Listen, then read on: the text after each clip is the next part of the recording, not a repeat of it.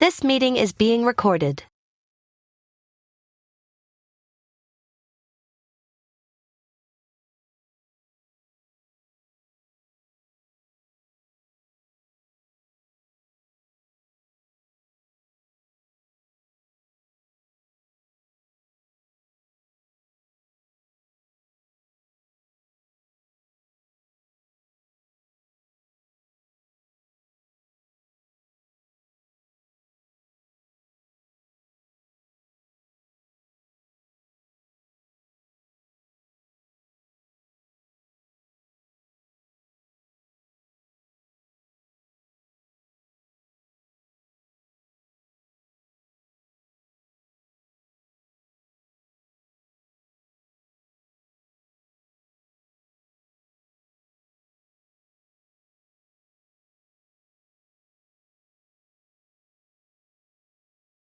Well, then I can. Good afternoon.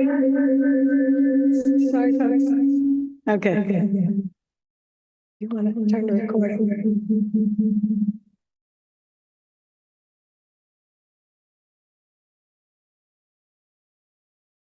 There it is. No?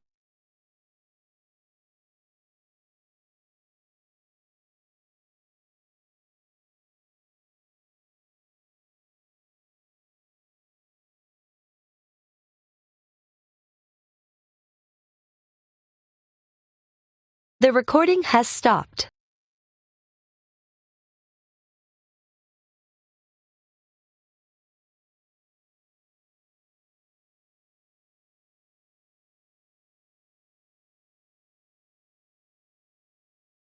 This meeting is being recorded.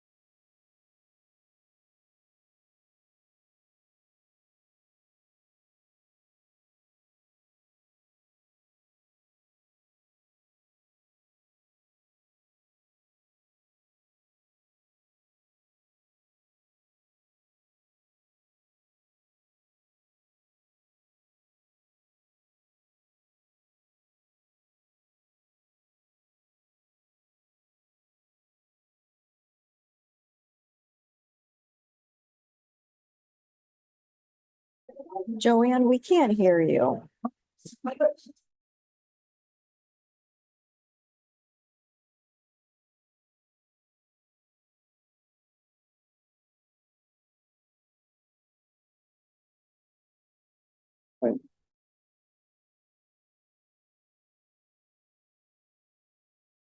No. Okay, I'm just. Can you hear me now? Step down, there's an echo. Sorry, I can't do that. Can you hear me now? No. We could hear you, but I think Michael might be in the room and needs to mute his machine because he seems to have his mic on, and that would give that feedback we're all hearing. I think I fixed that. Okay. All right, are you able to hear me now? Zoom, on the Zoom, okay, good, okay. Sorry for this late start. It's been a tough day because there are demonstrations at City Hall and we weren't able to get into the parking after 12 noon. So we're grateful for everyone who made their way here. We have more than a quorum. So I'm gonna get into my comments here, my report. This is item number 2.1. In mid-April, LAFD sent private property brush clearance requirements with orders to cut down eucalyptus, pine, cedars, acacia, et cetera, 30 feet from structures by May 1st, or else hundreds of dollars of fines could be imposed. This was not based on any code. And one fire inspector told the Beverly Hills Homeowners Association that it would not be enforced. And there would be no inspections regarding trees. There's right now no deputy mayor that oversees the Los Angeles Fire Department. He was let go in January and he had been on administrative since the previous September. I did send emails to the deputy mayor for infrastructure, Randall Winston, and he indicated that there would be a retraction of this portion of the brush clearance notice that went out. I also spoke to Mayor Bass, who came to our Earth Day native tree planting event and passed on the same information. There's a letter in item 9 in the agenda that has been revised in the last couple of days to include this issue. And the changes are available at the same link. They're listed as suggestions. So everyone should be able to see them. Doesn't change the letter appreciably. It just includes this information. That letter originated with Michael Bergershaw, who is chair of the fire recovery subcommittee, ad hoc subcommittee. And since he was inspired to write that letter, and since it was actually the purview of the brush clearance committee, we are actually going to ask Michael to move to that committee.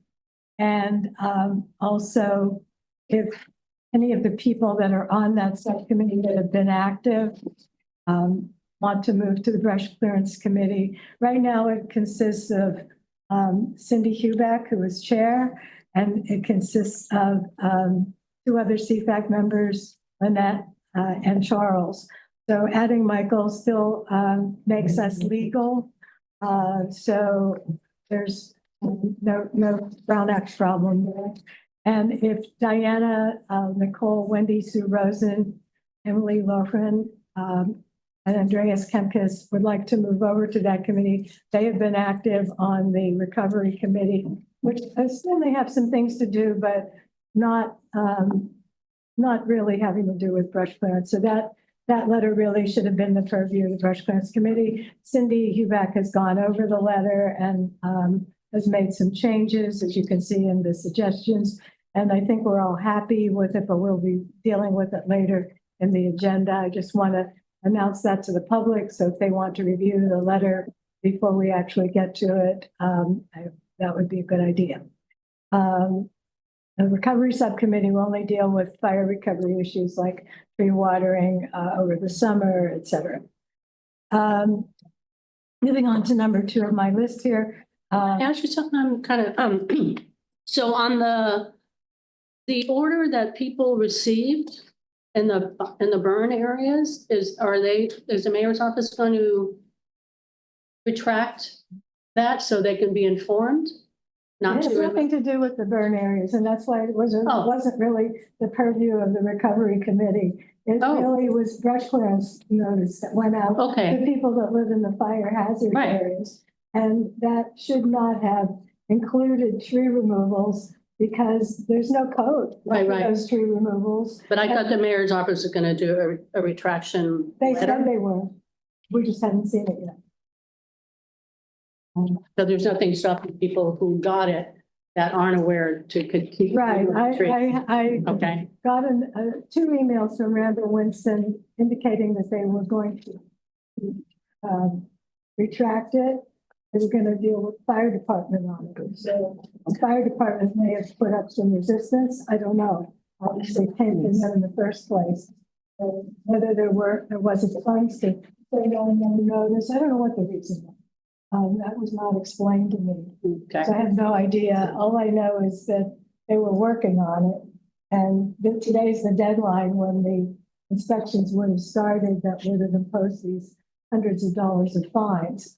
So, you know, I was just looking to save the trees when as Sheriff CFAC contacted Randall, since this fresh notice was sent to me by someone in the public. Okay, moving on. There was a meeting, at number 2, there was a meeting to reassess the tree removals on Van Nuys Boulevard for the East San Fernando Valley Light Rail. There was Metro design staff, Council District 6, CFAC chair, CFAC reps, Lopez and Miller, Van Nuys, neighbor council president, and a stakeholder who was head of a plum committee. So that group was invited yesterday to go on a walking visit to Van Nuys Boulevard. And we didn't go very far on Van Nuys Boulevard, only a couple of blocks. But the design person explained at one point that there were some trees that were on a sidewalk that was going to be widened, and the sidewalk widened, not the street. And she said that sidewalk was under 10 feet and they wanted to widen it to 10 feet. And I said, so the trees stay? And she said, oh no, because they're not close enough to the curb. And I said, well, urban forestry has allowed tree wells to not be up at the curb. And then we have precedent for that. And we would work with Metro to make that work. So it's those trees in front of Walgreens, if you are familiar with the intersection of Van Nuys and Sherman Way.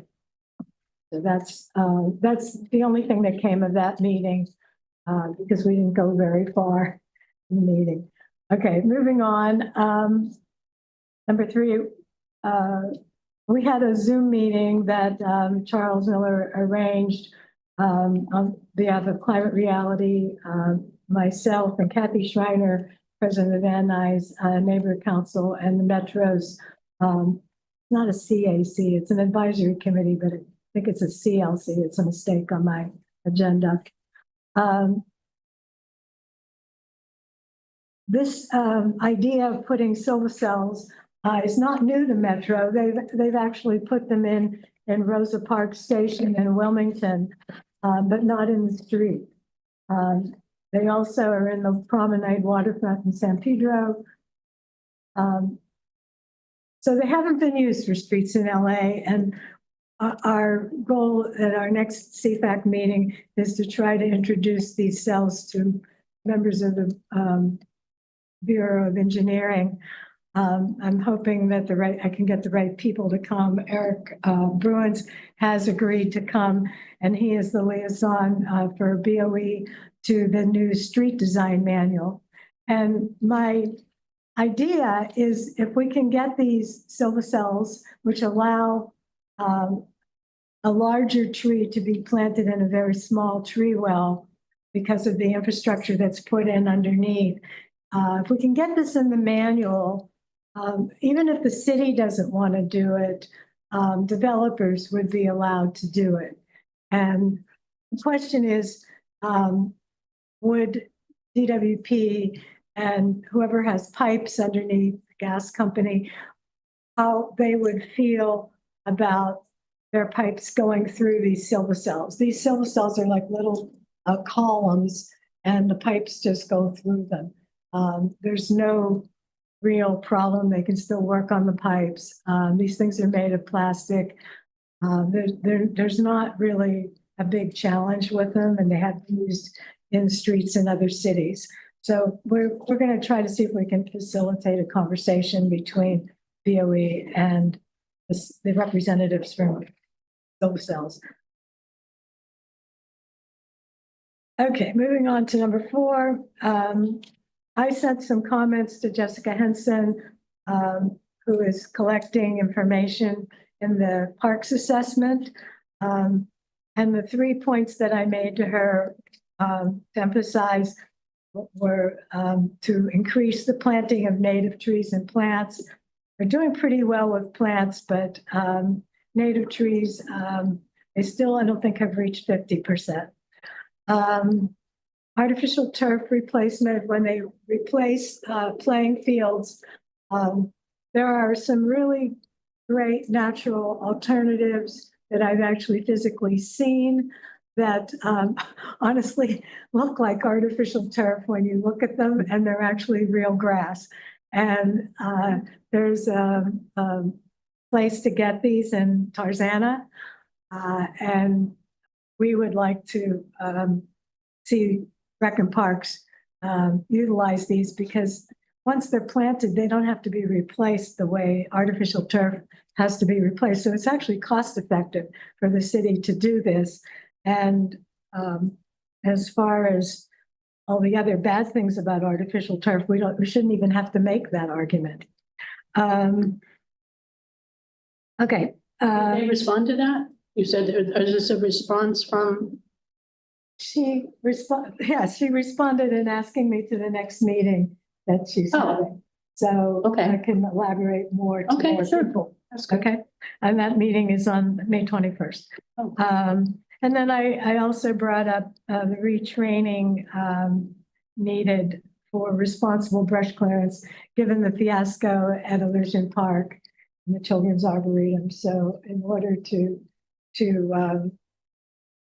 make sure we don't have that happen again, we need to do that, retraining both of supervisors and of contract workers, especially since they said we could not eliminate the contract worker company that caused that fiasco, because they haven't had due process to explain why they did what they did. That was the city attorney who was at the meeting, and I was at the meeting, Parks meeting last month, and that was the answer we got. So I think retraining would actually get around all of that. Moving on to number 5. I need to, this isn't going to happen right away, but I think we could get our ducks in the row to fix our website. My idea was to put bios of all of us on the website. And it's not on the agenda, so we can't take a vote about it. I would leave it up to the committee to make that decision and put it on the agenda. But, you know, they're shorthanded. Tansy used to do our website changes for us, and she is no longer. But I think it would be great if we could post some of our credentials so that people in the city and the public could see what brought us to this group. This group is quite large now. We've filled every CFAC seat except one, and we've filled half of the alternates. So it would be great if we could fix our website and make it more interesting and more informative about who we are. So is there anyone who would like to volunteer to be on that committee? I will. Scott, Miran, Marianne. Take a vote here. Okay.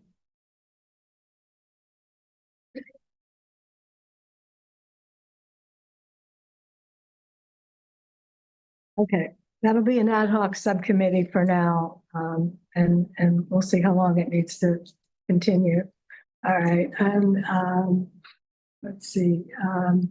Marianne, do you want to share it? Or do you want to share it? So it's just going to be a Zoom meetings, right? Meetings, yeah. You need to collect the bios and so forth. You want Yeah, to, sure. I might need a little help with the technical setup. It's been a while, but yeah. okay. Or How is the website managed? Who does the physical inputting? Well, the last person to do anything content-wise was Shelley Billick, my predecessor. And the last person to touch the website was Tansy Cole, who was working in the city forest officer, but her position was removed. So she got another job, and then the vacancy was not to be filled. So do we have to rely on the city to input and update the website? Yes, we're not allowed to touch it. Okay, that's fine. Yeah, it's part of the Board of Public Works website. So I'm sure we'll have to get approvals for whatever we put up there.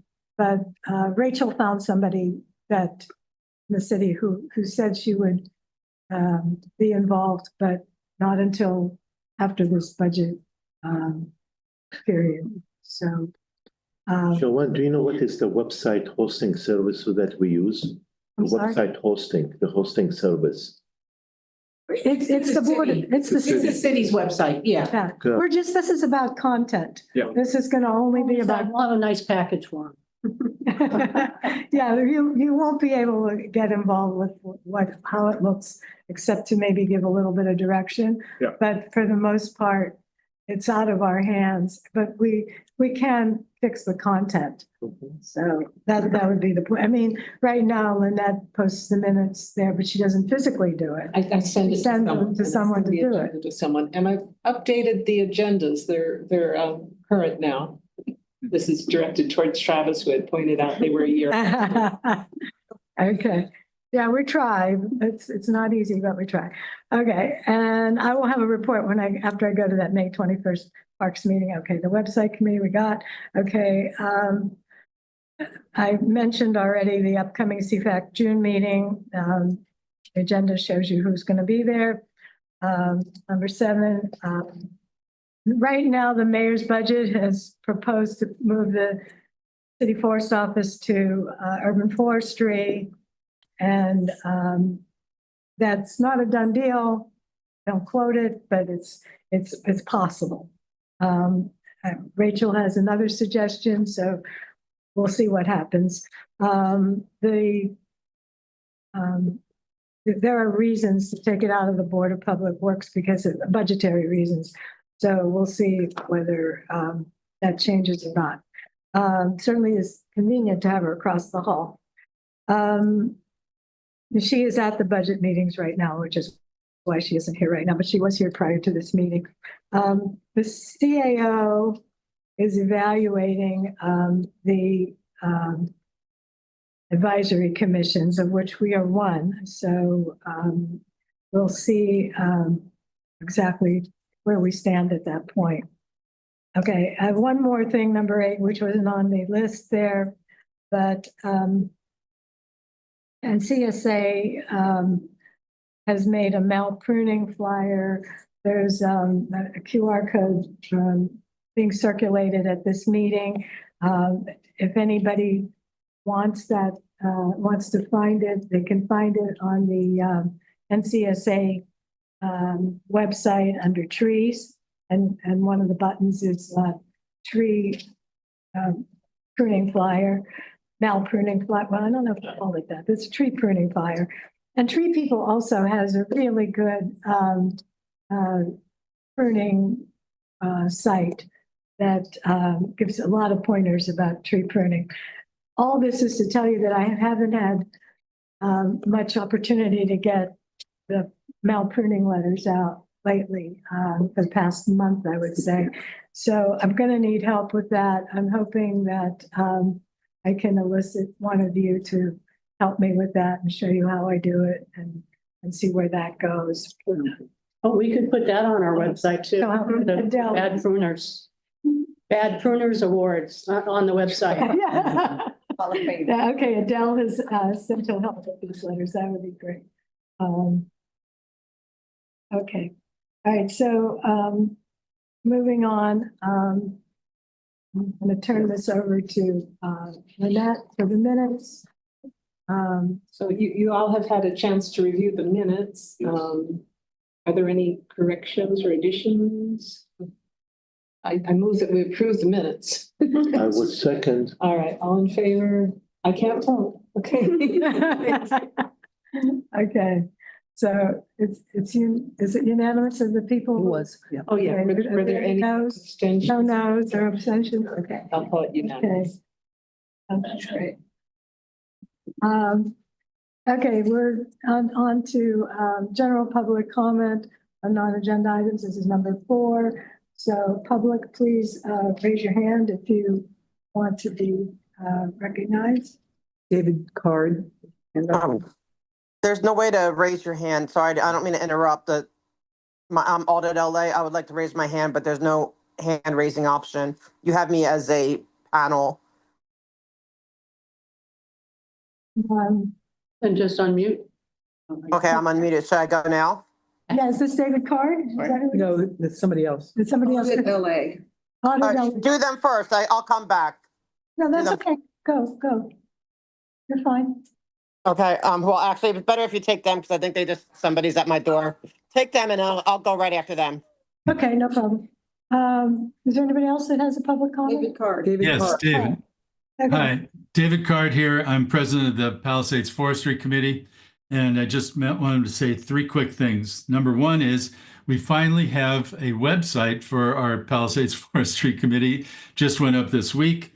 You can find it at www.palisadesforestry.org. I'll put that in the chat if I can figure out how to do that. palisadesforestry.org. And it's our first edition.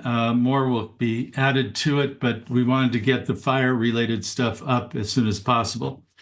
Second, we sent a letter to the State Forestry Committee on Zone 0.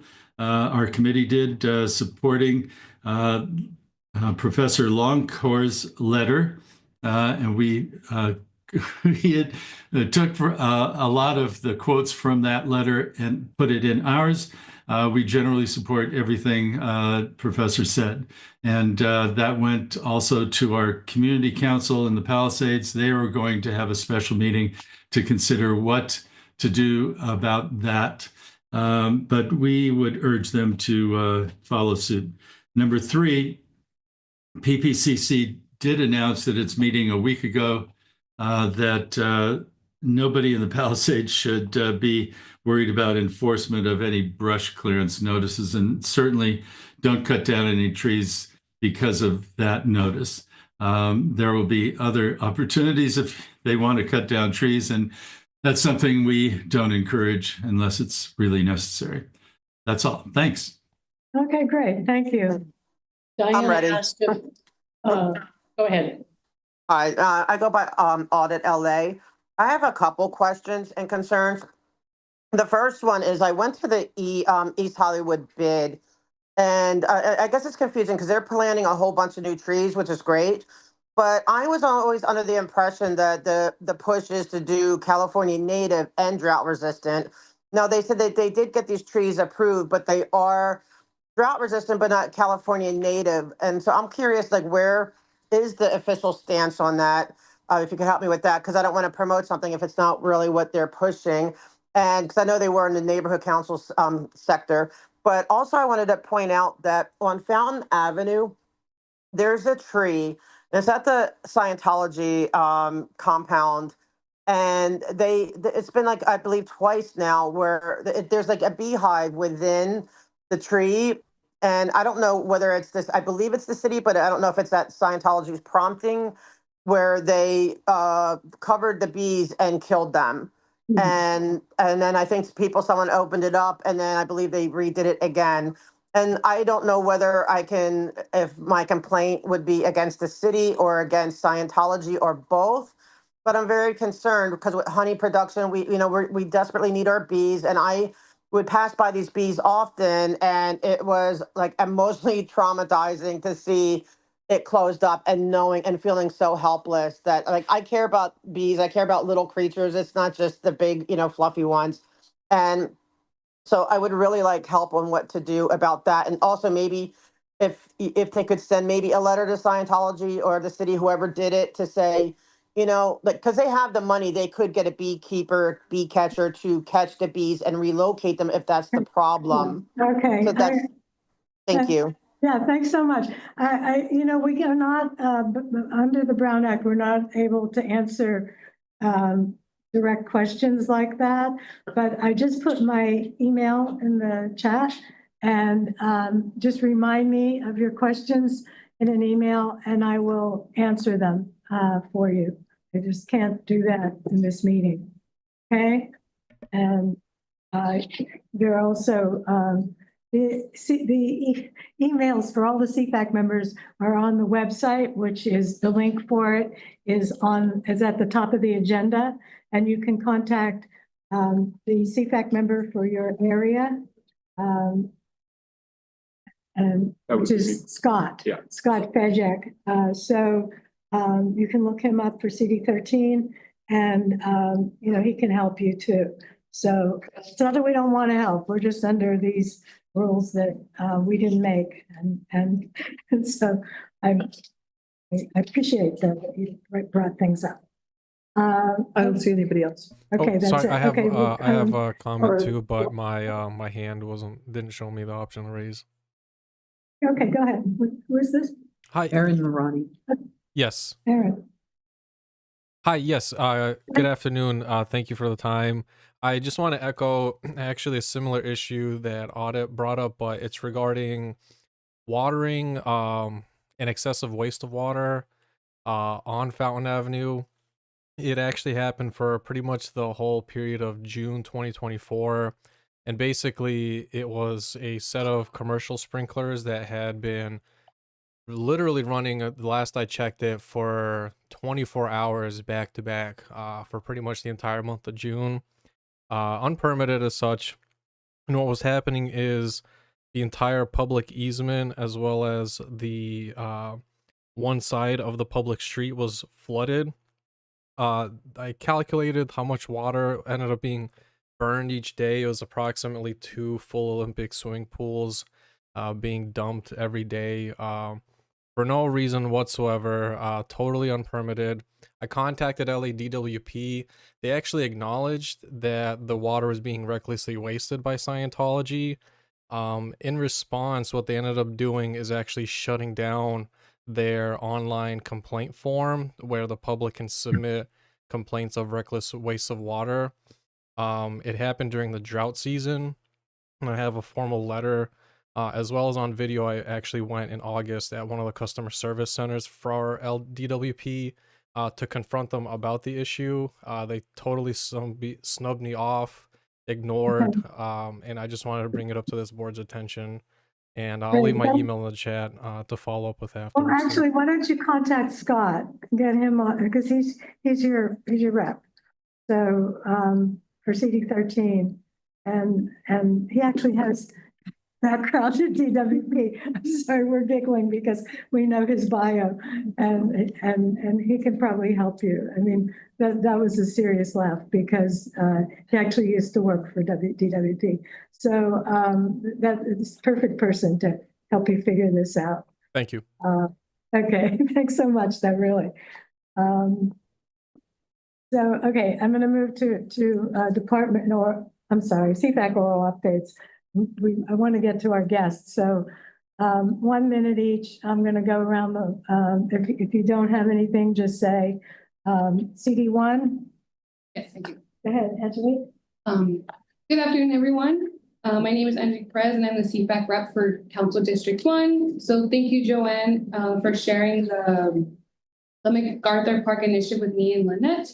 That was passed through a council motion. The project does involve improvements to park programming as well as urban greening, including tree planting, which will create 25 new tree wells at MacArthur Park. We have been in communication with the council office. We haven't made headway of the project lead. So we are trying to set up a meeting hopefully soon so we can provide our support and guidance in the efforts that they're doing at MacArthur Park. Which park is this? MacArthur Park. MacArthur Park, oh, great. And then funding for this project has been secured. Right, okay, great. I have a question. Yeah. Last plans I saw, none of the trees that were going in were native. I know council member Hernandez is very supportive of native species and wants to see them in CD1. Is there anything we could do to get that palette changed so that we're supporting more biodiversity? I would hope so, or at least we can give guidance to this project specifically to probably lead in those efforts. But that's what we're trying to do, at least with Project Lead, because this was the first time we've ever heard of this. Yeah. Great.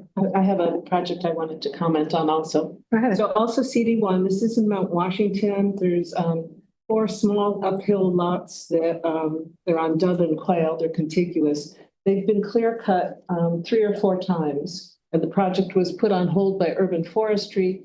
Now the developer was trying to get approval to have planting off-site, and the community is adamantly opposed, and Hector Banuelos from urban forestry said, no, that's not going to happen. And also he recommended that the trees be measured at base height since they're recovering from being cut down. So that makes more of them qualify. And the way the developer's planning, 50 trees will be removed, and he doesn't have room to replace half of what he should be doing. So we're just watching it carefully and making sure there's no off-site planting allowed. He's going to have to downsize his project. It's what we see. Great. Okay, great. Thank you. From CD2, the only notice I have is that CD2 is making progress in an alternate for me. I believe there are 2 candidates. CD3? CD3, our outreach committee has decided at the last week of September, we are doing a town hall about the artificial turf. And we are inviting experts, whether they are in opposition or in favor. And we are working on the logistics, and it will be ready by the 2nd week of June. Great. CD4? April, Friends of Griffith Park had an event which removed some invasive plant species, cleaned up and planted native trees near the visitor center there in the park. Very good. I have a little something too. Just to piggyback on what you were talking about, Joanne.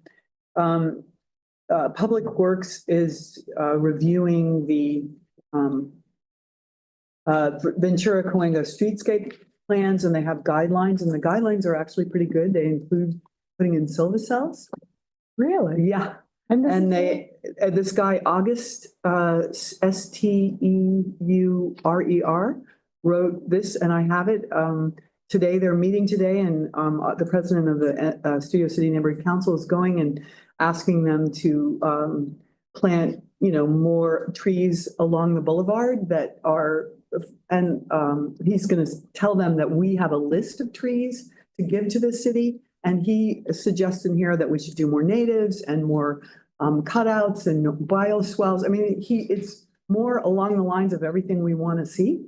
It's just they don't have specifics here. Mhm. So, and they're still talking about putting in the pink trumpet tree and the Chinese pistache, leaving the pistache and the palms along the boulevard. So, I mean, Studio City Neighborhood Council is really trying to work on getting the boulevard to be, more like the boulevard in Paris, right? So who wanted to put the silvacells? This is in his report for the Ventura's, because they're redoing the Ventura Coenga streetscape guidelines, which is the 17 miles basically of Ventura Boulevard that that is in all of CD4. I have his review and recommendations, and it's much more like what we would think. It's like we wrote it. I would like to see that. I think I know who he is. Okay. I think I've seen him at. And we want to support him, and I think what we want to do is send over our, Charles's list of trees so that we can start to, get some oaks and I things. think I've seen him at the Valley Lights. Posing is it engineering, Bureau of Engineering? No, this is the PRB review board. This Oh, okay. Today at the PRB review board. Yeah. I think he comes to one of the alliances that I go to. Seems really. Okay, great. Okay, CD5. Could you enable sharing, please? Share. Yeah, could you enable it? That is, Michael.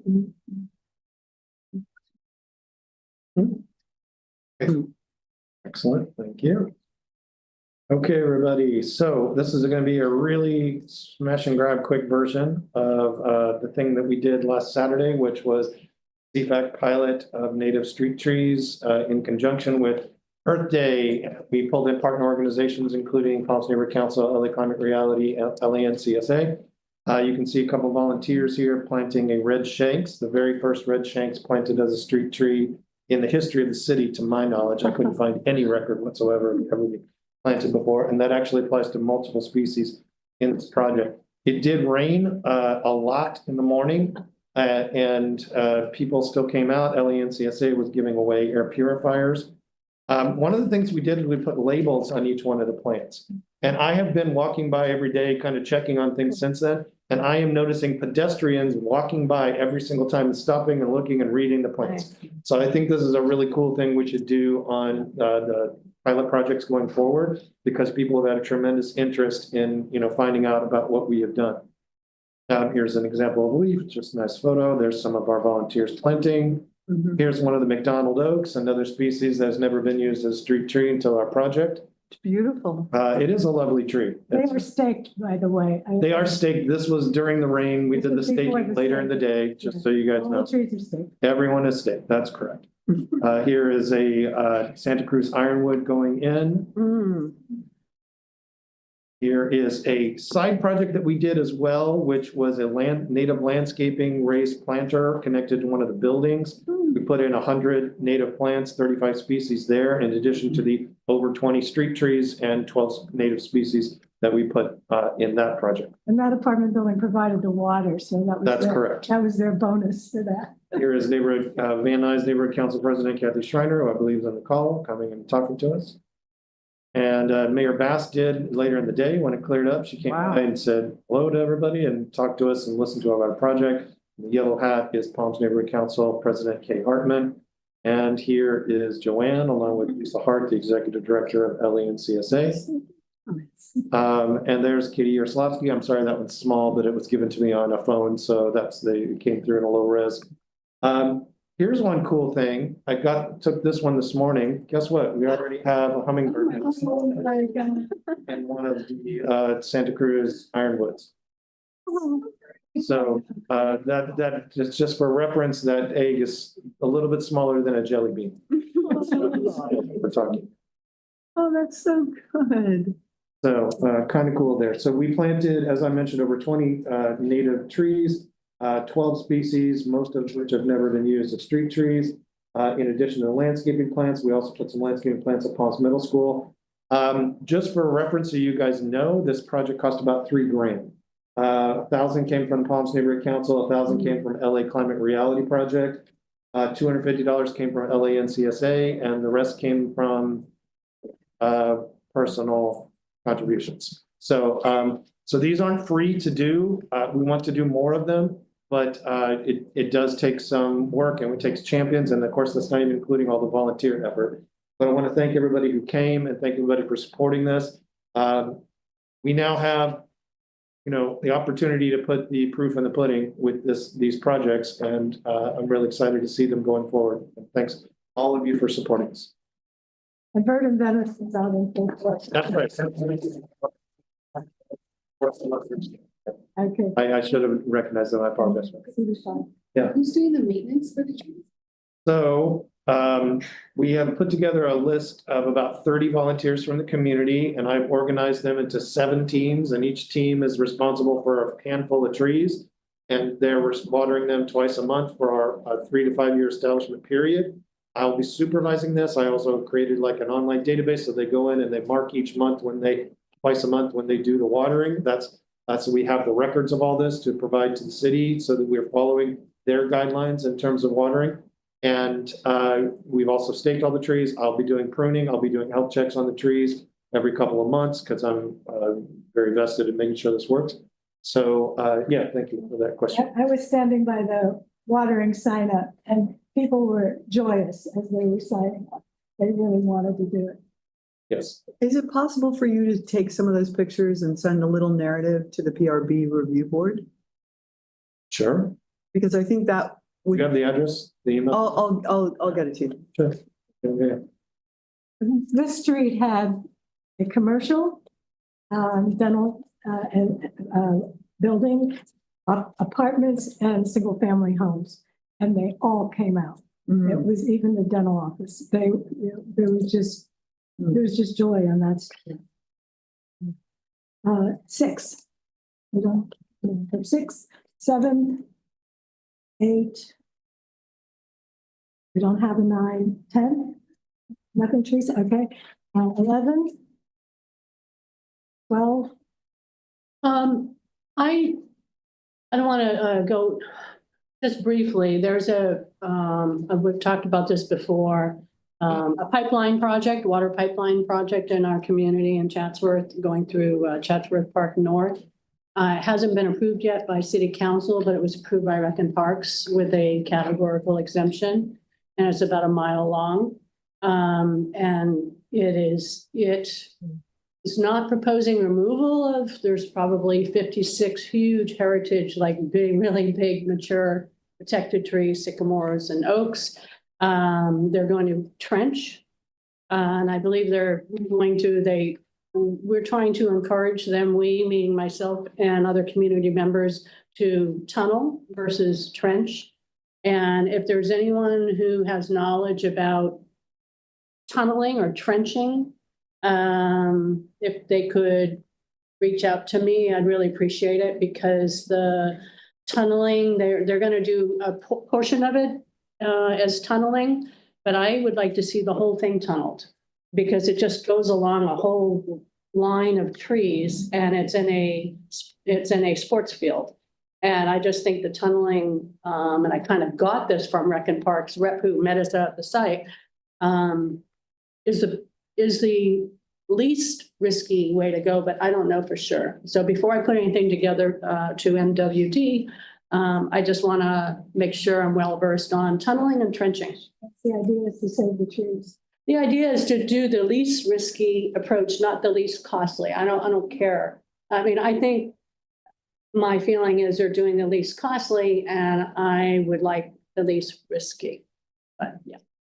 Okay, great. Oh, you have, okay. Reach out. Thank you. Yeah. Thanks. Okay. He's the man. Okay. Okay, well, 13. I'll just say briefly, in my role as Chair of the Green Committee of the Silver Lake Neighborhood Council, we worked with CD13 to get some new trees planted along a particularly gruesome area of Sunset Boulevard. And they did agree to do it. They worked with LACC, but LACC is telling us that they will only provide 3 months of watering, which makes it pretty moot. I mean, there's pointless. So just putting that out there for folks, this is what this is according due to the budget cuts, presumably. So I'm working with them now to see if we can find businesses who will adopt the trees, but the sidewalks, the tree wells need a lot of work as well. So just the road to getting new street trees is a long and painful one. Okay. Mayor's office. Nothing. Okay. All right, we're gonna move on. Is there any public comment on any of this? Moving on to department oral updates. Okay, number 6. Urban Forestry. I don't think anyone from Urban Forestry is here. I think they're all at the budget hearing. Speak up if you are.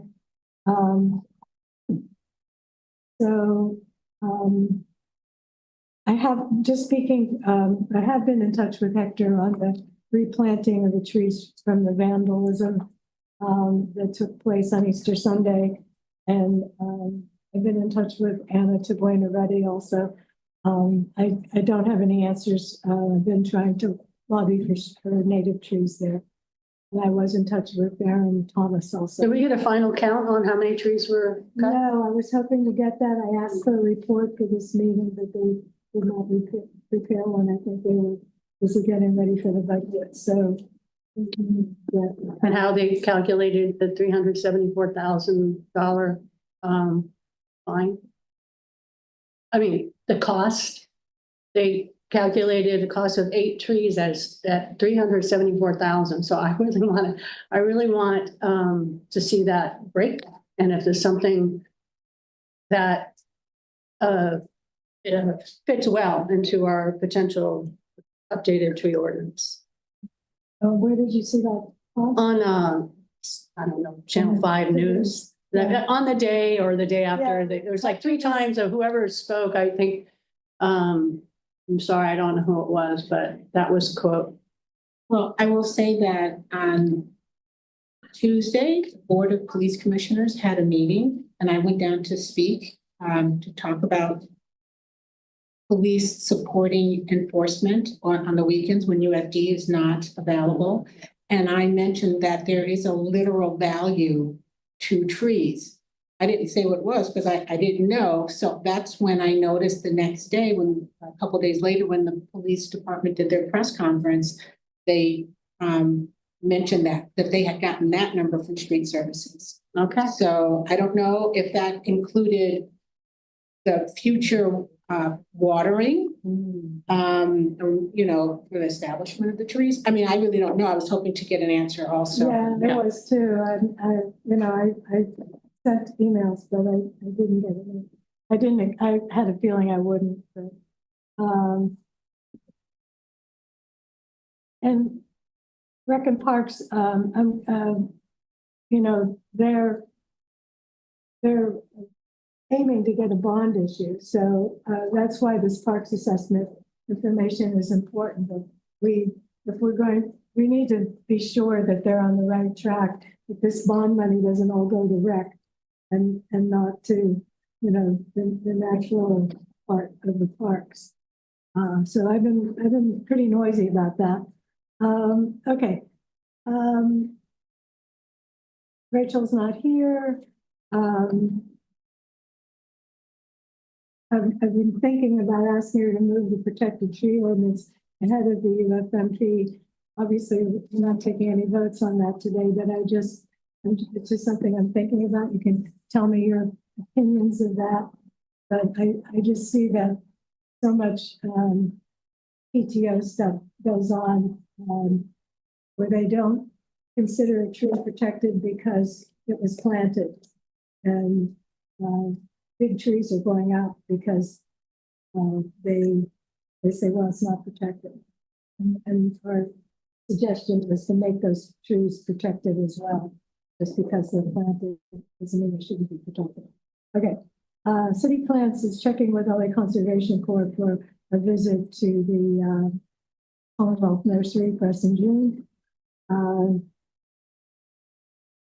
Is Building and Safety here? Monica, are you here? Hi, everybody. Yeah, I'm here. Oh, good. Okay, great. Actually, I want to talk about that place that we've been conversing with a member of the neighborhood council about that tree that's in front of a garage that's being structures being put. I actually was wrong. The structure has not shifted. So after this agenda went out, I found that out. But I also looked at I want to ask you a question. Would, if there is a tree in front of a garage, that's a 3-car garage, is it okay for the single car garage to have egress and ingress slalom to the 2-car garage driveway? Because that's what the design shows. So as long as they're able to back out, yes, they are able to use that same driveway. And currently that's what was approved. The approved driveway apron was only for the 2-car garage. So there is no direct driveway apron in front of the single 3rd-car garage. So they will have to be using that 2-car garage apron to get to that parking stall. If there's any design changes, they would have to go back to plan check and get like UFD approval again. If they decide to come back, that would be in part of the developer side. But obviously they would have to go back to UFD, get approval from them. And from what I understand, they're just gonna have to either change their design. They could always decide not to have a 3rd-car garage, honestly, from what I've seen.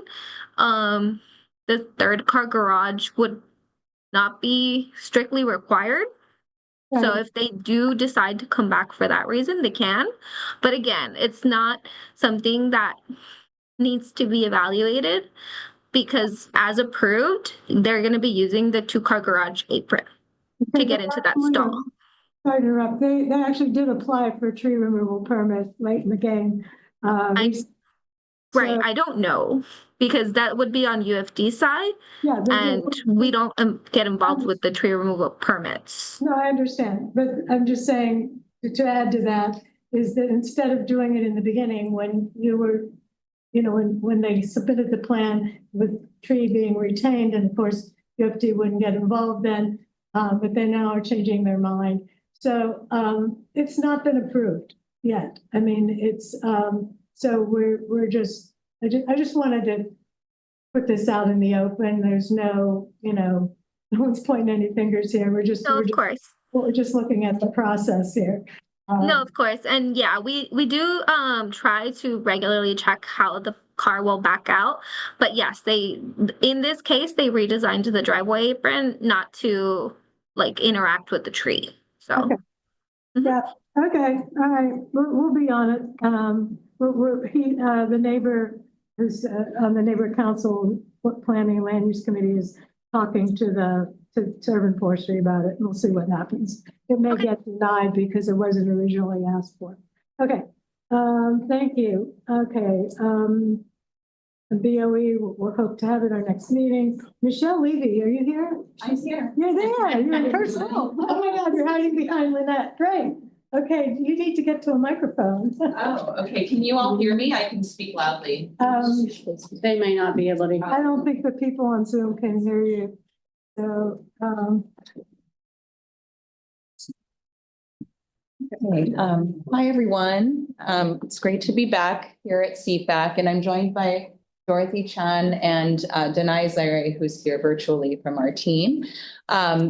Just to give a quick update on the landscape and site design ordinance, it was preliminarily approved by the City Council in January and is now with our city attorney for review for form and legality. And this is a process in which the city attorney is reviewing the ordinance, and then it gets transmitted back to the Planning and Land Use Management Committee, and then back to City Council once that process is completed. So we're in the midst of that. The ordinance was really a result of over 4 years of policy development and extensive community outreach. We're really excited about the upcoming launch. It creates a street tree requirement for new development, 1 tree for every 30 linear feet of project frontage, including, by the way, a requirement for landscape management that gets recorded with the property, runs with the land, and the property owner is obligated for 5 years to water and maintain the tree and replace trees in kind that don't survive after planting. So we did a lot of this work and developed this ordinance that was very thoughtful, over 100 strategies in the point system. So in the meantime, while we're waiting for the ordinance to come out of the city attorney's office, we've been working with LADBS, with Monica and her team, with the Urban Forestry Division, to implement the ordinance and make sure that there's a seamless launch once the ordinance goes into effect. We've made updates to at least 10 forms and instructions, creating an LA City planning clearance on the DBS clearance summary worksheet. So every time someone comes in for a building permit and they're subject to the landscape and site design ordinance, there will be a line item for planning to clear the requirements. It comes to planning. And then there's actually a second step, which doesn't exist on any other sort of planning clearance for review, where building and safety, prior to issuance of a certificate of occupancy for a building, will send the kind of the requirements back to planning for a final check. And at that point, we will coordinate with the Urban Forestry Division and make sure that any required street trees have been planted, that A and B permits have been applied for, and that any street trees that could not be placed have been paid for with tree guarantee fees. Okay, good. So we have that final step right before certificate of occupancy. In addition, we're working on 2 report backs that were requested in the CD1 motion. One was related to open space provisions for development projects. The other is related to standalone demolition permits. I think this came at the request of CFAC to report back DBS, Urban Forestry Planning, to report back on how to flag protected and significant tree removals at the time of demolition permits. This is kind of an area where, someone might be clearing the site without yet having plans for what they're going to build. And so we've been asked to kind of look at this issue and see what the city can do to better identify these sites. Would it help you if we send you examples? Because I get demo permits from my neighbor council. Yeah, I think that would be helpful, Joanne. Yeah, any specific examples would be super helpful. So we're working on that report back. We're going to be meeting with LADBS to discuss what, data we might need to do that sort of review. And I just want to mention that planning will be leading the implementation of the landscape and site design ordinance, but Urban Forestry is really a partner for the street tree permits and the tree planting in lieu fees. And given our current budget discussions, it's particularly important that Urban Forestry Division have the staff that they need to do this sort of review. They're really the experts on protected trees and street trees. And so what we were hoping to achieve is a preliminary review by Urban Forestry staff to identify where the development might be in conflict with existing street trees, because the priority is really to protect existing street trees and then add new wherever possible. But they simply don't have the staff to do that preliminary review. So that's why the agreement was that it would be done at the time of C of O. We were hoping for 2 reviews, one preliminary, one at C of O for final check, but Could you use the neighborhood council to help you with that? I mean, they're in every area pretty much. And I think it's just, they really need to be able to look at the plans, look at the tree spacing guidelines, and even planning doesn't have, we talked about maybe planners doing this sort of street tree review, but it's a very specialized expertise. So, I just wanted to flag this because of ongoing. You could try the CFAC rep. I mean, a lot of us know those rules. And could, we talked to Urban Forestry enough that we've learned a lot of those, there's differences among the CFAC representatives, but some of us are pretty versed in, I have the tree spacing guidelines sitting on my desktop all the time. And I was giving the numbers to the design person at the Van Nuys East Valley. I said, yeah, you 8 feet. Yeah. So I think we need to explore all kinds of options. I think the mayor is pushing for more volunteer help. So, it may not be the strictest answer, you may still have to go to Urban Forestry, but you may get some beginning of an answer from the CFAC rep. If we can't afford to send, at least they're in the district and you get to the site and say, well, I don't know, if they're wishy-washy, you can go to Urban Forestry, but if they have a pretty definite idea, it might be helpful. I don't know. Yeah, just a thought. So I just want to urge, if there's an opportunity to write a letter, to support not only Urban Forestry planning staff, with these budget cuts, they're just going to, be very detrimental to our ability to review projects in a timely manner, to do more policy work, to do a lot of the work that I think we all should write our own letters because we're not going to have another CFAC meeting in time. But if within the next week we all wrote a letter encouraging, budget considerations for urban Can I forest. ask, on the report backs, wasn't there a proposal I think CD1 regarding the one-to-one replacement? Yes, sorry, that was in my notes, Marianne. I wanted to get to that. Yeah, and so in addition to the 2 report backs I mentioned, there was instruction to come back to the City Planning Commission directly. So it's not a report back, it's a modification to our point system to require one-to-one replacement. We're going to be coming back to the City Planning Commission right after the ordinance is finalized to amend. Oh, so it's not it's an amendment. It's not a report back. We're just going to amend the point system to require. It wasn't a suggestion to include it in the ordinance? We can't do that now because it was too late because that wasn't considered by the City Planning Commission. So procedurally, we have to return to the City Planning Commission with that amendment. But and so it's the same with the demo permits? The demo permits, that's actually a bigger kind of discussion item. It's not it may require some legislative changes that need to come separate from the landscape and site design ordinance. So that won't be in the ordinance either then? Not in the ordinance. No, that's a separate kind of effort. It might require expanding the list of protected trees. Some projects don't have any significant tree requirements if they're not under the landscape and site design ordinance. You have to wait for the ordinance to be finalized before going back to CPC on the one-to-one? Yes. Okay.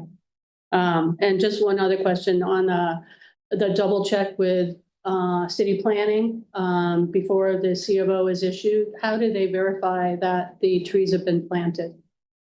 Yeah, so we're working through some of those details, but we do have, we're going to be working with TDS to create a specific flag in their permitting system to send projects back to the Planning Development Services Center. Right. Development Services will then send a referral to Urban Forestry, and they note the final number of trees. And then we're looking for a receipt from Public Works stating that they've paid for any. So Urban Forestry is only going to look at street trees and protected trees, not any other tree. Planning is looking at the significant trees, and Urban Forestry is looking at street trees and protected trees. Oh, so the double check planning will look at the, okay, that's what I want to clear. Yeah, we've built into our online calculator, a calculator within the calculator that is, focused on the number of significant and protected trees. Good, because there's a lot of conditions of approval that now just defers everything to Urban Forestry when there are non-protected trees, and they do not look at non-protected trees. So it's like, and we have these as our projects right now, conditions of approval. So it's concerning, but I'm glad. Yeah, I think with the fires and with the staffing they have, they've shared that they're struggling just to keep up with protected trees. And so they could not commit to reviewing. Oh, well, they don't look at, they've never looked at non-protected trees. So I don't know how it morphed into like, oh, that they're in charge of all the trees and they aren't. So I'm just hoping that gets corrected too. That's like a side issue, but okay. All right. So are you working on the single family home, the low rise? So yeah, that's a program that's going to launch this year, and we're hoping to get a grant to complete that ordinance within the next year, so by June 2026. And it'll include objective design standards for SB 9 projects and other types of low rise. There are some state bills that allow for small lots on single family zone lots now. So that's a new. You can also do it for single family homes too, right? Right, and single family, right. Okay. Yeah, Okay, so we'll be working on objective standards. Okay, great. Very good. Thank you so much, Michelle. This is very informative and glad you were able to do this. And I know we're running late, and my big apology to Dr. Travis Longcore, who is next.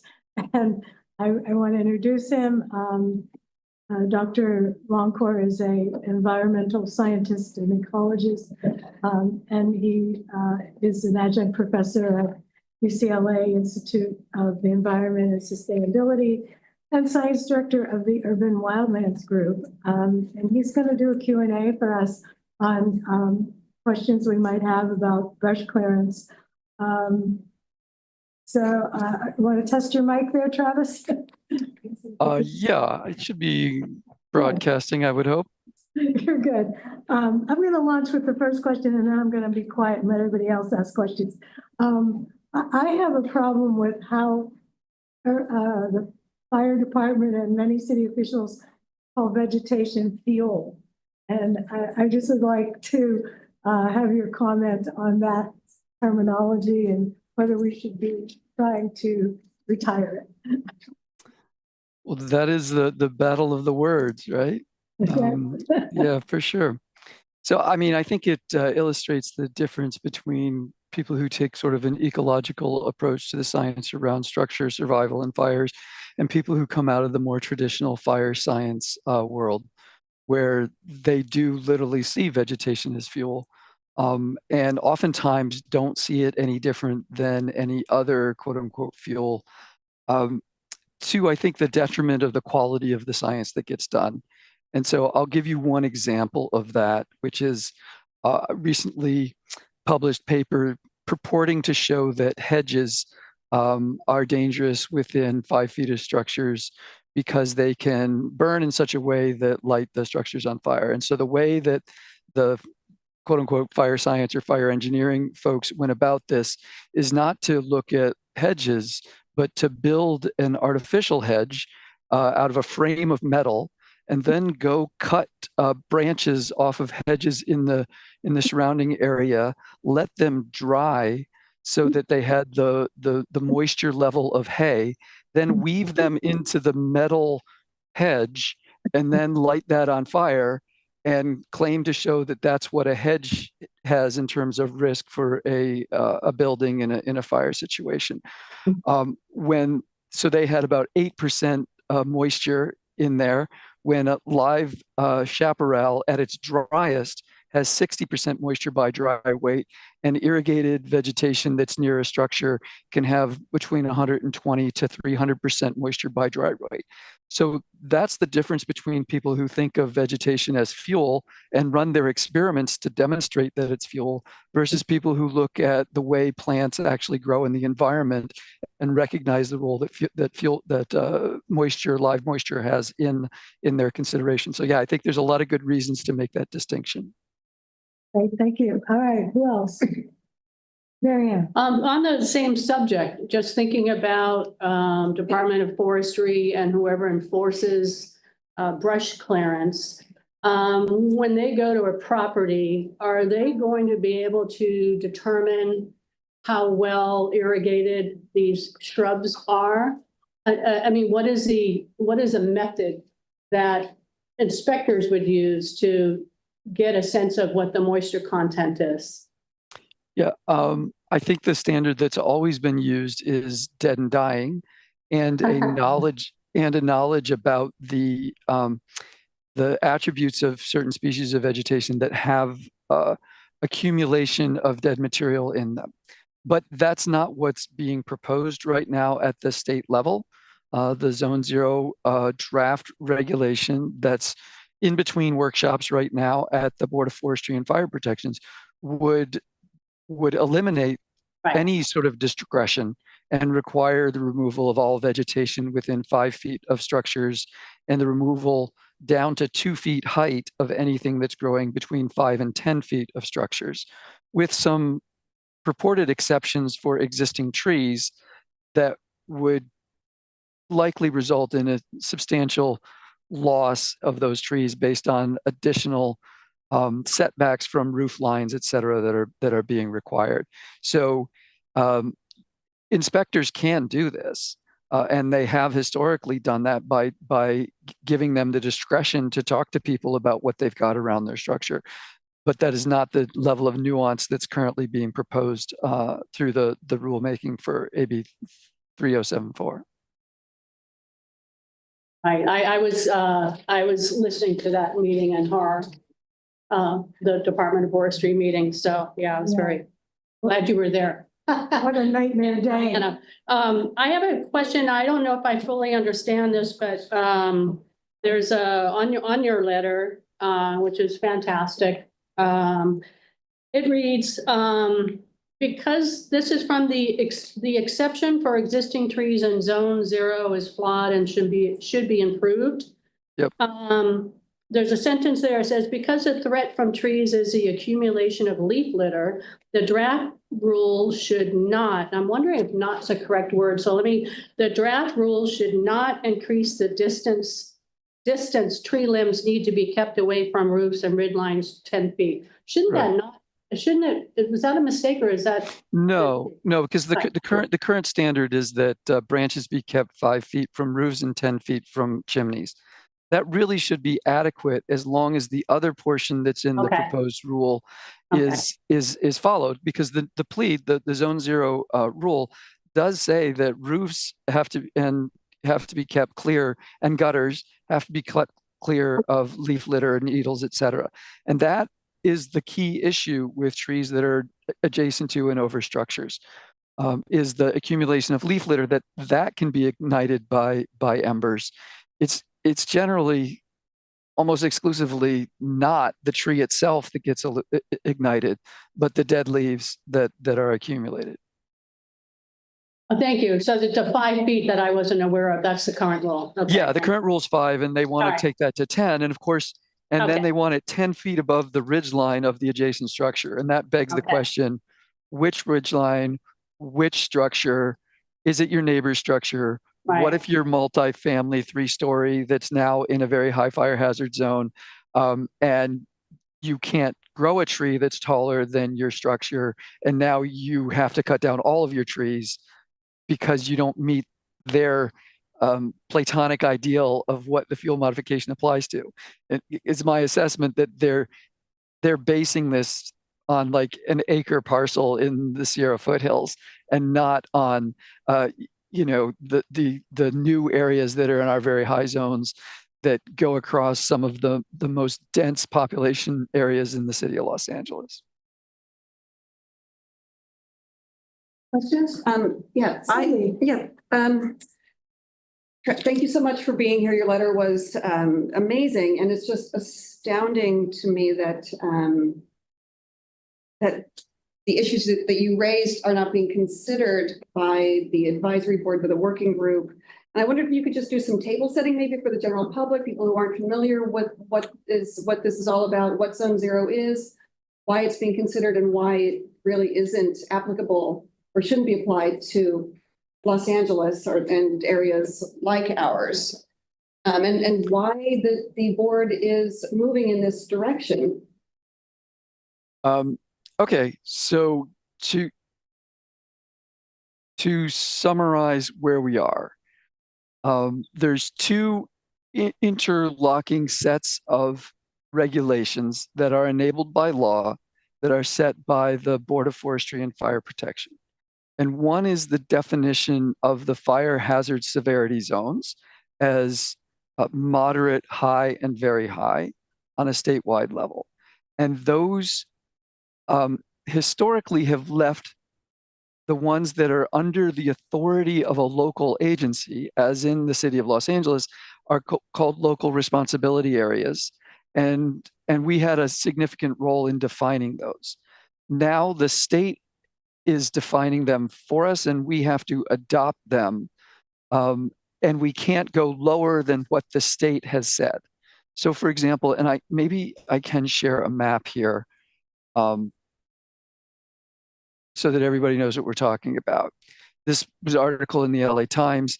This is just a zoom in on downtown Griffith Park, et cetera. These were our old very high fire hazard severity zone maps. Everything within there is then subject to fuel modification requirements. The state has now released at the state level, based on their own modeling. I could comment on the modeling right now. Suffice to say, I have some disagreements with it. And it does this. where the red is now the very high. There's a little orange in there, and yellow is moderate. But if you look at right here, and you can see that we're expanding that actually quite a bit. And so and anything that's red on this map from the state is going to be by law subject both to defensible space requirements that pre-existed and zone 0, which is the thing we're going to get to next. And so there's a motion from Tracy Park in council right now that says to adopt this and that it would have no impact on the environment. And so that's one thing for y'all to keep an eye on, is adopting these zones, and then they aren't at property boundaries like our old zones. If you look at this, these are along roads and whatnot, sort of logical breaks in the environment, whereas these from the state, they'll like half of a parcel will be in the very high, the other half will be in the high. Another part of the same block in Hollywood would then be in the moderate. It makes no sense on the ground. And so the city is going to redraw these, but all they can do is expand them. And every time they expand the very high to go down to the next block down, they're expanding the zone 0 requirements from the state that have to be implemented, and the defensible space requirements from the state that have to be implemented. And so that motion that's in front of council actually does have significant environmental impacts, even though the motion says this will not have a direct environmental impact on the environment. It's completely foreseeable that adopting these maps and expanding them for just sanity is still going to have a significant impact. Then we have the state's ember resistant zone, which was defined into law in 2020 with AB 3074. And it says that the state will create a zone that is ember resistant, required from 0 to 5 feet from the structure. It's being known as zone 0. People think that means zero vegetation. That's not what it means. At least that's not how it was written. It's just because there was a zone 1 and 2, and they want to slip one in under that. And so it became zone 0, and it's from 0 to 5 feet. But the actual definition is that it is ember resistant. And it doesn't say that it's non-combustible. That would mean everything that's combustible. It means things that are likely to be ignited by embers. And the legislation said, and I know this is reviewing background for some of you, but the legislation says this doesn't take effect until the Board of Forestry goes through its formal rulemaking process. And so even though it was written into law that this would happen in 2020, Board of Forestry and Fire Protection, Fire Marshal have kind of been dragging their feet a little bit on it for good reason, because they're going to run into, I think, pretty massive compliance issues depending on how they decide to define this. Then January fires happened. The governor issues an executive order and says, hey, Board of Forestry, you have to come out with a rule by December of 2025. And that sort of jumpstarts this process. They had a work group before. So this is like from 2020 to the beginning of 2025. And these are people who were on it. There were 2 phases. This was the core at the start and the end, but just gaze at this for a second. This is all fire people and insurance industry people. Mm-hmm. And even though you may think some people aren't insurance industry people, this guy, Steve from UC Cooperative Extension, was actually an employee of the insurance industry think tank, and came back. And so there's some double dipping going on here. But basically, it's fire chiefs and insurance industry. And they gave their science, the rationale that they gave in their meetings was, they turn to the insurance industry, their Institute for Business and Home Safety, and they say, here's the science, this is their assertion. And if you've read our letter, you know that there's some issues with this. These are the things that they were saying. And that's all they were given, was the insurance industry white papers as the science that was there. A lot of anecdotes, and then their recommendation. So this is explicitly the insurance industry recommendation: remove all vegetation. And so that's where we are. The work group has evolved over time. It's changed what they think they're going to allow and not allow in this zone zero, culminating in a draft that came out and was the subject of that meeting on April 7th that a lot of you participated in. But when that is adopted, that then becomes statutorily applicable and required to be enforced by the city of LA in that very high fire hazard severity zone that are those new maps that extend it well beyond areas that were previously subject to defensible space.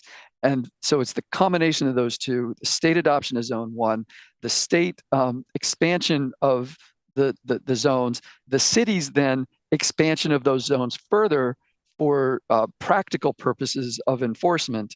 And then, there'll be a 3-year process by which they want to bring zone 0 into compliance, but it's literally going to mean cutting down street trees that are at the base of the Santa Monica Mountains because they're within 10 feet of structures and the structure may be 3 stories, and consequently the tree can't be taller than the structure and can't be allowed within 10 feet of the building. That's the state of play right now. Are you getting a sense that people are listening to you? Are there other voices? Is it you against Board of Forestry? Every person whom I talked to about this, who was previously unaware of it, is astounded and shocked, especially if they are familiar with or live in one of these zones. And the response is they can't be thinking that, followed by there's no way they can enforce that. So I think there is just a massive lack of public understanding. Some jurisdictions are pushing forward with this in advance of the rulemaking. So Berkeley the other night adopted a very stringent zone 0 requirement, no vegetation within 5 feet to apply, expanding those zones beyond what the state had suggested. There are people there who were quite upset at the idea. And of course, they get upset not just because it affects sort of quality of life in their structures, but if we go, chapter and verse through the research, there's not strong evidence out there that you get additional safety from this, especially the vegetation, being draconian about the vegetation piece. There are some things in the zone 0s, like don't put wood piles in zone 0. I get that, right? Don't connect a wooden fence to a structure because that becomes a wick to take the fire to the structure. I get that. There are ways in which they could emphasize good hygiene and management of that area without forcing people to cut down in sometimes, decades old trees that are full of moisture. And can, if we look at the 2 fires recently, as well as the literature more broadly, reduce the sorry, my computer just did something to me. I hope you can still hear me. I can't see a thing. Yeah. We can. Okay, great. That trees can serve as basically fire breaks in intercepting embers and keeping the embers from hitting structures. And it's anecdotal at this point for our 2 most recent fires, but some colleagues and I who they have worked previously on these kinds of assessment, will be looking at this question for the Eaton and Palisades fire with a specific intention of better understanding the role of zone 0 and trees in structure survival or loss. Has anyone calculated, or have you calculated the amount of vegetation that would be removed if this were enforced as written now? That is a great question. It's on my list. So it has not yet been done. It actually wouldn't be too hard.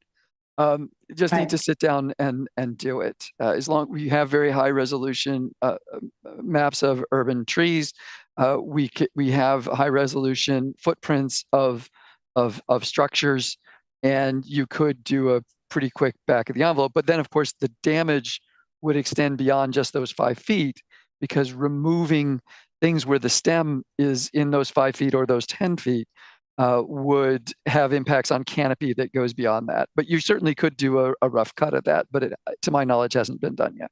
Well, actually, I without any numbers, which I'd love to have numbers, but I did take it to Randall Winston, the deputy mayor of infrastructure, and he was aghast, to say the least. And at least, you know, I feel we're doing our due diligence as an advisory committee to actually tell the mayor's office, where are you going to put all this? You know, I mean, they have enough problems with what's come out of the burn areas in terms of dangerous.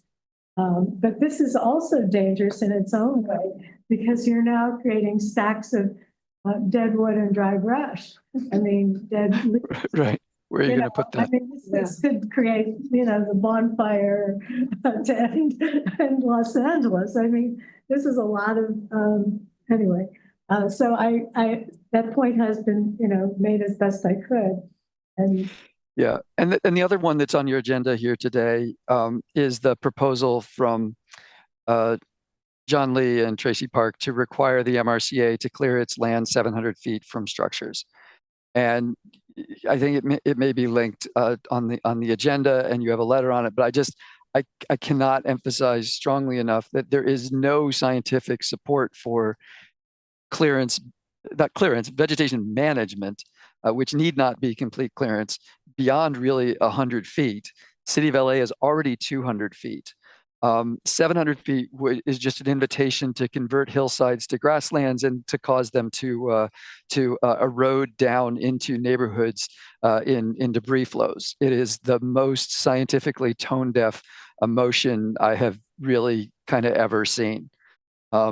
And so I think that at its basis is the frustration that some people in LAFD may be having around the fact that MRCA does not, in all locations, they have some locations where there's a tax that does this specifically, but there are locations where they're not going to take public money to clear public land for the safety of private structures that were sometimes constructed after that land was protected for open space purposes.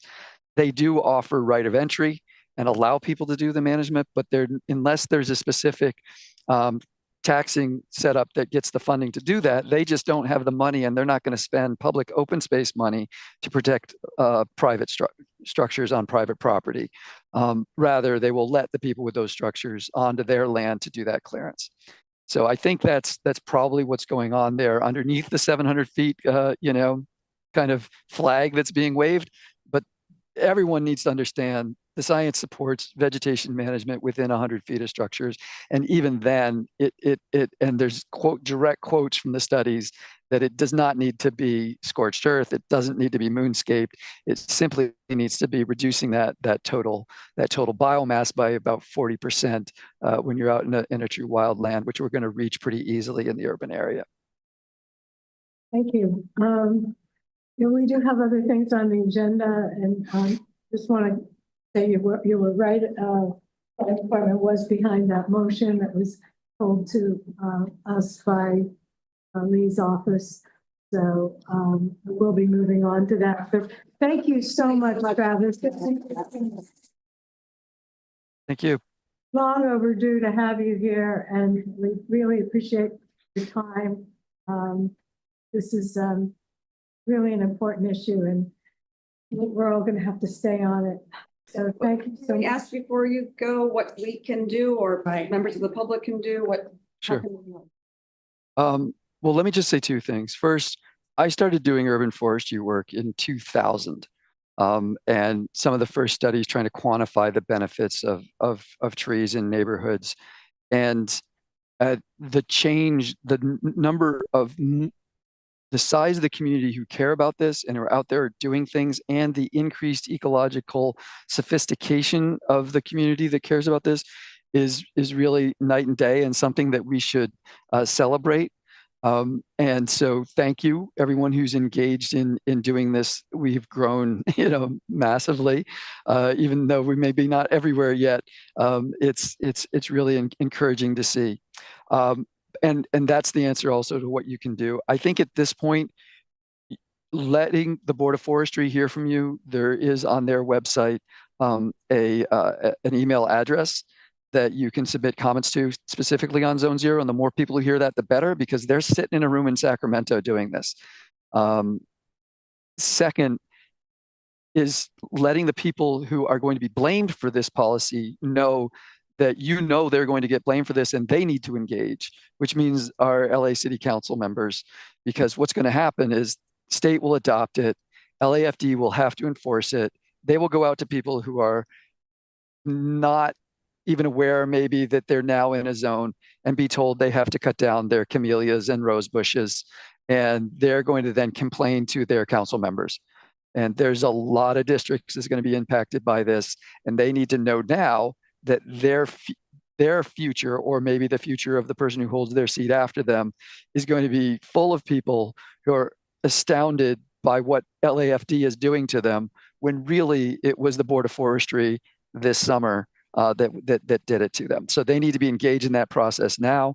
Mayor needs to be engaged in that process now, and they need to hear from LA specifically, because you just look at that map and that footprint of impact is huge. The number of people in that between the previous very high fire hazard zone and what they're requiring now, releasing that map, is a lot of people and a lot of properties. And there's going to be a lot of upset unless we get to something that's a little more reasonable than what they're proposing now. So to be clear, just one more question. So CEQA will not apply? I didn't say that. Oh, okay. So I can't give a legal assessment of this right now. All I can say is that everyone should raise the issue that this substantially impacts the environment. Right. And they may try to, at various levels, the state may try to exclude it. In the meeting, those of you who are there will remember that the chair said the environmental review is still under discussion. So I think that means they've got to figure out either what exclusion they're going to try to use, or they need to actually try to comply with CEQA. They do comply with CEQA. That's an EIR if there ever was one. Right. So arguing that this needs full environmental review is one of the first things. I submitted a letter to Berkeley with a Berkeley professor named John Hart that made the argument that this would be a substantial impact on the environment. And so when I'm off here, I'll put a link to that that letter in the chat, and that may be a pathway that can be used by in all jurisdictions. But like most of the things, unless we can get the city attorney to agree with us and tell the city that, hey, this needs to go under review, it seems a little, unfortunately, like most things, enforcement's going to probably fall to people and organizations who are willing to get the lawyer and go into court and make them prove that it shouldn't be reviewed. Thank you. Thanks so much, Travis. Yep. Thank you. Okay. Yes, we're all with you. Okay. We're going to have to move on to our agenda. We have just a little bit of time left for quite a few items, that any of which have to do with this. Let's move on to agenda item 8. Council file 25-000-2S17. This is the one that Travis was talking about, the 700 feet in the MRCA. So do I have a motion for that letter to be sent? Wait a minute, well, I had Garrett Weinstein from, I don't know if he's here, from the MRCA was going to make some comments, so I didn't know. if we Okay, well, wanted to hear. let's do it under discussion. Yeah. So, all right, so, Oh, there he is. Good. okay, I'll move to send this letter, and who seconds? Second. D seconds, okay. All right, is there any CFAC comment on this letter? Okay, is there any public comment? Do you want to, I just have one comment. I just want to,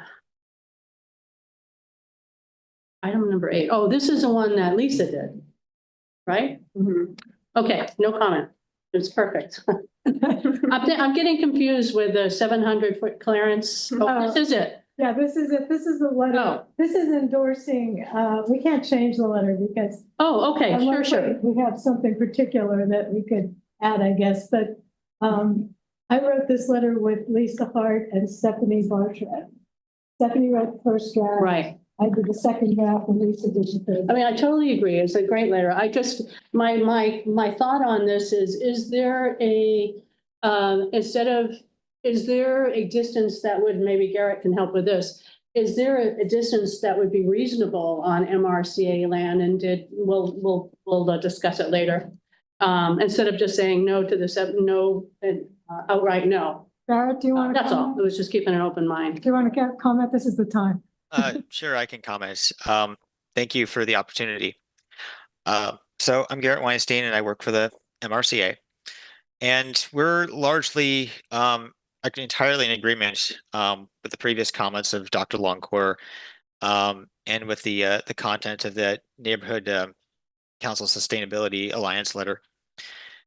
And in terms of a distance, I mean, the current 100-foot distance for what's considered heavy brush clearance is really, there's no real reason to think that's any changes should be required to that.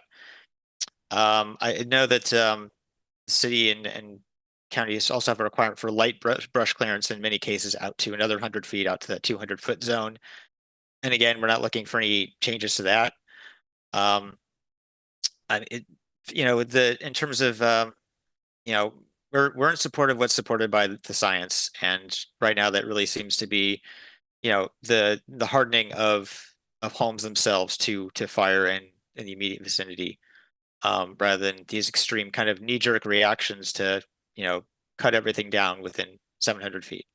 So we appreciate the support from this committee. Okay. So does MRCA, did I hear correctly then that MRCA has to clear 100 feet to on their land if it's near structures? It depends on where it's located. If it's in one of our community facilities districts, where residents have voted to add an assessment fee to their property taxes to pay for it, then yes, that's the we clear where we're obligated to. Outside of that, it depends. We do sometimes do brush clearance in certain areas that we're particularly concerned, where we have the funding to do it. Other cases, we reach agreements with homeowners and give them access to do it. Okay, thank you. All right, any other public questions, public comments? All right, seeing none, hearing none. Yeah, I have a question. Hi, Diana. Hey, for Garrett. Garrett, would the Lee Park resolution mean that the 700-foot clearance would be for every area? So you have some areas that the 100 to 200 feet don't apply because the community hasn't voted for that. Would this new resolution mean everything complies? Well, In the park plan? Right. So currently, whether the MRCA is clearing brush or the residents are clearing it, the requirement is the same. For if this resolution passed, I mean, it's a resolution to the state, and it wouldn't change the state law requirements until the state changes the law or makes the rules, as Dr. Longcore was telling us about. And so, the resolution is just a resolution. It's not binding law. But my understanding is the resolution is the first step It's to go to Sacramento to make the law. I guess I maybe phrase the question another way, Garrett, because I was a little bit clumpy with my question. Would this resolution expand in addition to expanding another 500 feet of clearance, would it also expand the areas that the clearance would be done in beyond what is currently being done in? not according to my reading of it. It's not very specific. It maybe was intended to require the MRCA to be the responsible party for clearing the brush. It's it seems like it was a very knee-jerk reaction to the recent wildfires, and doesn't really lay out any procedure for determining who's responsible in which areas. Interesting, because the way I read it, it says MRCA is responsible. Well, again, whoever drafted it may not have been aware that the MRCA is already responsible for clearing brush in, along a significant area where our public lands are located. So I don't really know what the intent was. My understanding is it was the LAFD brush clearance unit that suggested the 700 feet. So that's how this came about.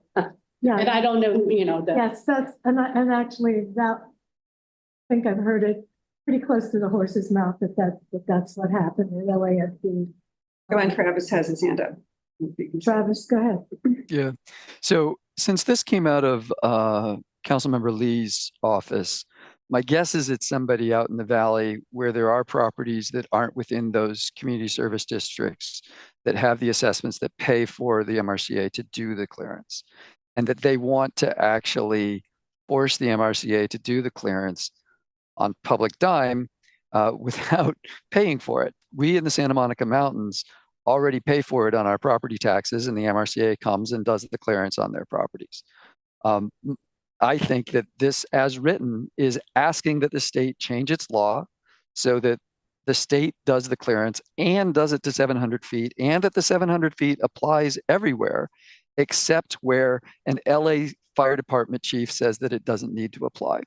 I don't think that's ever going to get written into law, but I think it does deserve our our swift and rapid condemnation, because it is exactly that. It's a knee-jerk response that's not informed by the science. I also would challenge the idea that LAFD as a whole is requesting this. We in Bel Air Beverly Crest Neighborhood Council had a very big meeting in, I forget, it was the end of January, beginning of February, to let people kind of talk about the fires. We had the battalion chief who's in charge of the our area. So this is Bel Air, Beverly Glen, et cetera, all the way over. And some residents were complaining that MRCA wasn't doing the clearance that they needed to do because they weren't clearing 500 feet away from structures. And the fire chief, battalion chief, came on the end of the meeting and said, hey, look, everybody, MRCA is doing exactly what we're telling them to do. It's 100 feet plus, heavier clearance, and then the light clearance up to 200 feet. And that there was no sense of the person who was in charge of fighting and protecting our landscape here. He didn't say he needed 700 feet. So, I mean, that's as bad a mistake and misunderstanding of the way things work as like misreading a 2 for a 7. I mean, it's that level of an error. I don't think there's anybody who's actually fighting these things, at least in the firefighters that I've encountered, who think that that's a reasonable approach. Interesting. Okay, we're going to call for the question so we can move on, because our letter is the letter. So all in favor of endorsing the LA NCSA letter, raise your hand. Okay, Lynette, can you just being an alternate? No, I know. Can you count? Oh, I can count. Yeah. Okay. So, okay, and opposed, anybody? Okay, so it's unanimous of the voting members meeting? Okay. So we will get that letter out and a CAS filed right away.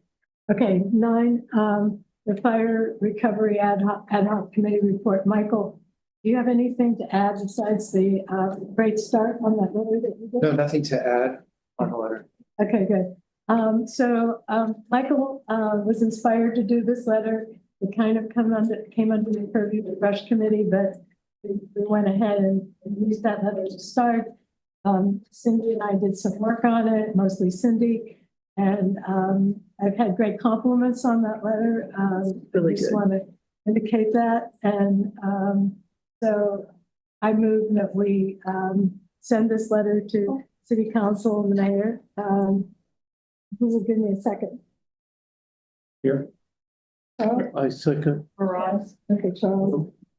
Okay, and is there any? I had a CFAC small comment? Yeah.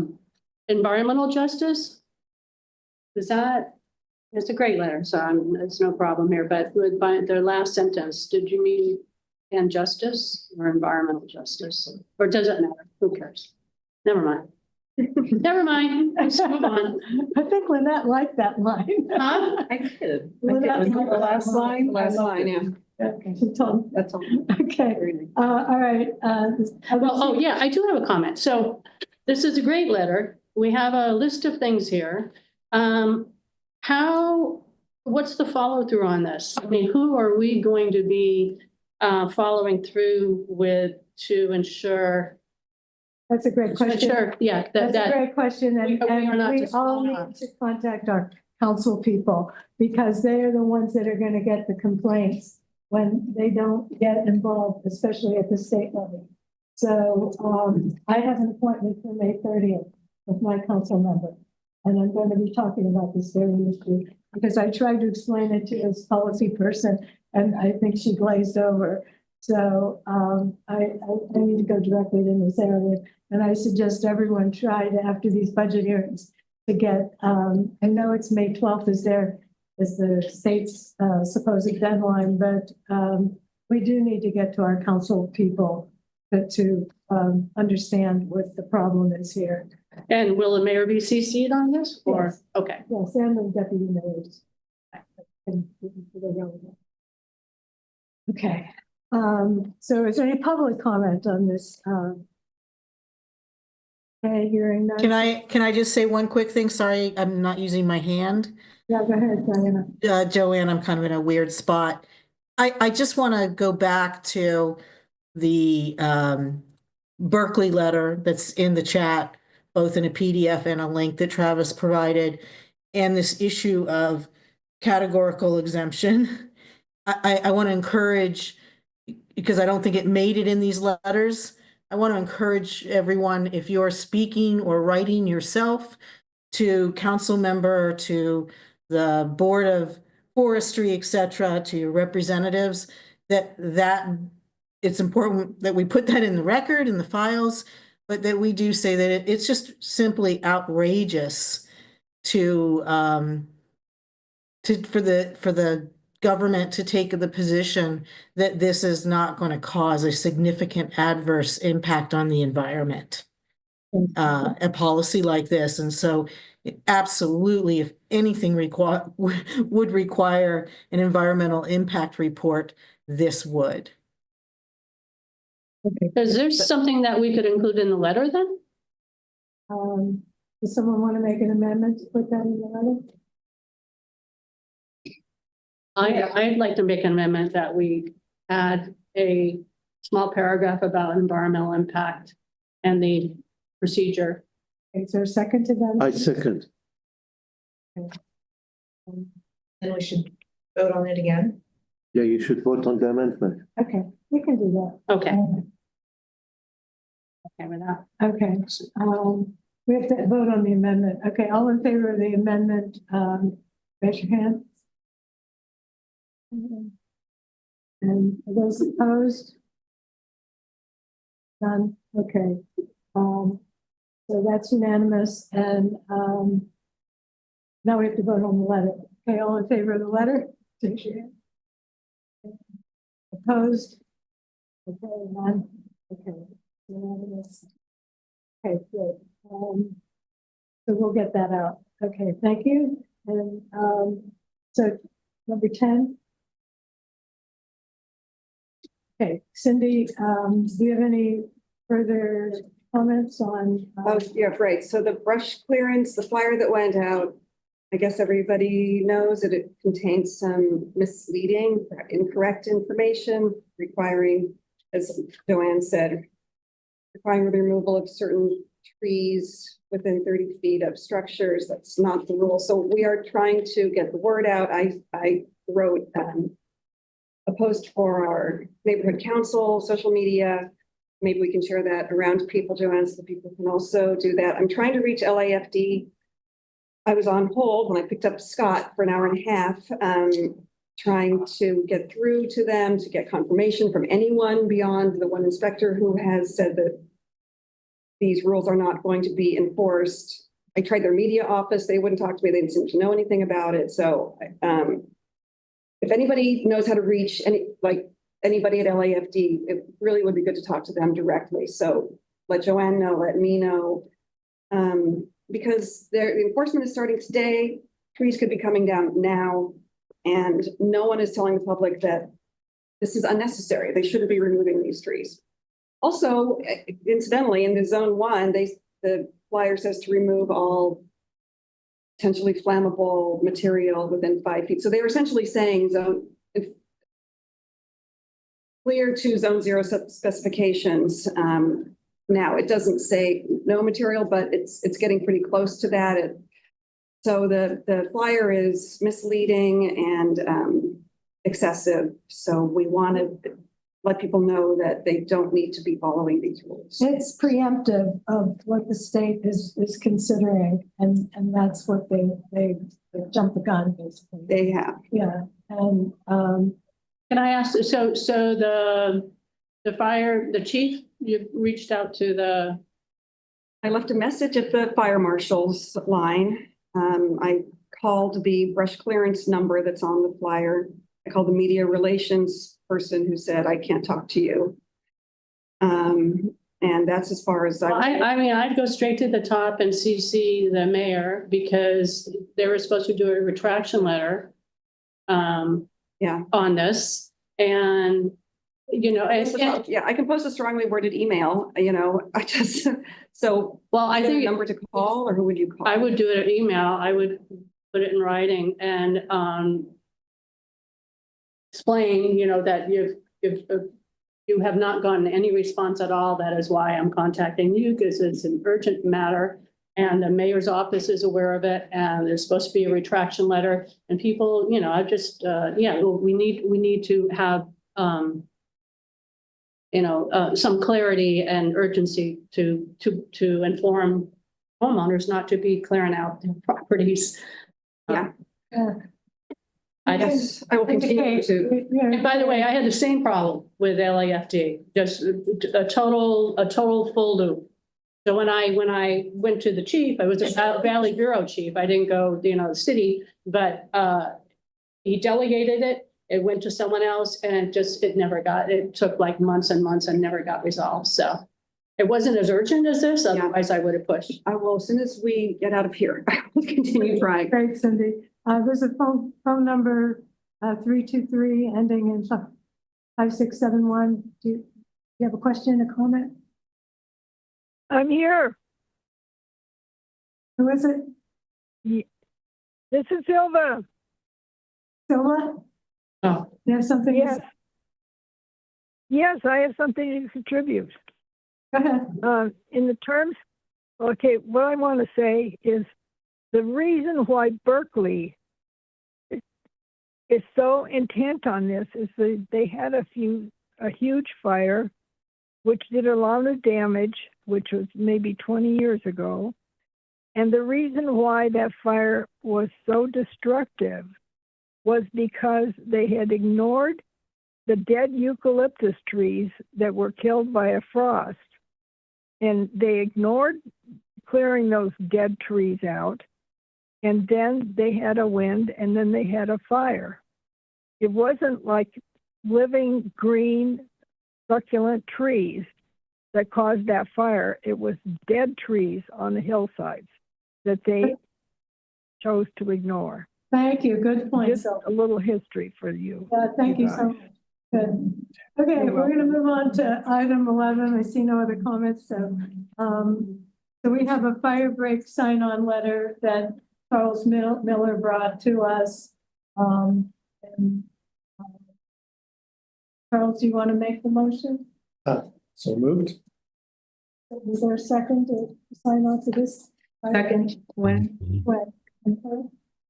All right. Is there any CFAC comment? Okay, is there any public comment? Okay, hearing none, I'm going to call for the question. All those in favor of signing on to this fire break sign-on letter? I was totally ready to do a presentation, but that's fine. You know. It's getting late. It's after No, 3. that's good. Okay. Opposed? Anybody opposed? No. Okay. It's unanimous. The voting members that are here. Easiest thing ever. Okay.